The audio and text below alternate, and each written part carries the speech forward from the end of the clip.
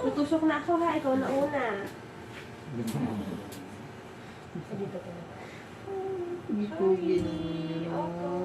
Yan na yung Farbo. Kennel cough po yung Ay, kennel nakaschedule cough. sa kanya. Hindi po sila pwedeng i-deworm muli ngayon, hindi na, no? Nakaschedule po ba siya? Wala. Ano Tapos na? na, actually, tapos na lahat eh. Ano ate? September 4 pa po. September September 4 4 pa. Yes po.